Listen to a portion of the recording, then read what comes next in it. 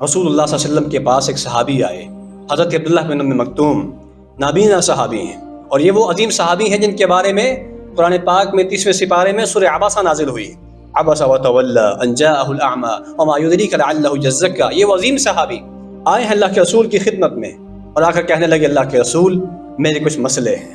سب سے پہلا مسئلہ یہ ہے کہ میں نابینا ہوں اور میرا گھر بھی دور ہے۔ تیسرا مسئلہ یہ ہے میری عمر بھی اب کافی ہو چکی ہے، اب میں بوڑھا ہو چکا ہوں۔ چوتھا مسئلہ یہ ہے میری ہڈیاں بھی کمزور ہو چکی ہیں۔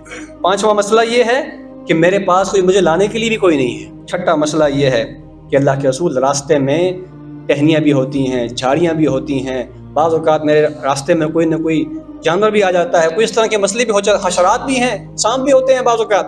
یہ اللہ کے رسول کیا مجھے اجازت مل سکتی ہے کہ میں گھر میں نماز پڑھ لوں؟ کتنے مسئلے بیان کیے ہیں؟ 6 مسئلے۔ ہم میں سے کتنے لوگوں کے ساتھ یہ سارے مسئلے موجود ہیں؟ نابینا کون ہے ہم میں سے؟ کون ہے کہ جس کا گھر مسجد سے اتنا دور ہے کہ وہ مسجد میں نہیں پہنچ سکتا 5 وقت؟ اور کون ہے کہ جس کی ہڈیاں کمزور ہو چکی ہیں؟ اور کون ہے کہ جو اتنا بوڑھا ہو چکا ہے کہ چل ہی نہیں سکتا ہے؟ اور کون ہے کہ جس کو لانے والا کوئی نہیں ہے؟ اور کون ہے کہ جس کے راستے میں حشرات الارض بھی پھرتے ہیں، سانپ بھی ہیں، بچھو بھی ہیں، نیولے بھی ہیں، اور کیا ساری چیزیں موجود ہیں؟ کون ہے ہم میں سے ایسا؟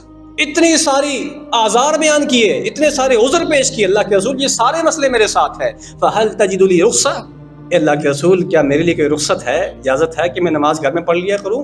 اللہ کے رسول نے فرمایا ایک سوال کا جواب دے دو۔ سوال یہ ہے کیا تم اذان کی آواز سنتے ہو؟ اذان کی آواز تمہارے گھر میں داخل ہوتی ہے، تمہارے کانوں سے ٹکراتی ہے؟ کہنے لگے اذان کی آواز تو آتی ہے۔ کہا کہ پھر تمہیں مسجد میں آنا پڑے، پھر میں تمہارے لیے کوئی رخصت نہیں پاتا۔ یہ کون ہے؟ یہ کون کہہ رہا ہے؟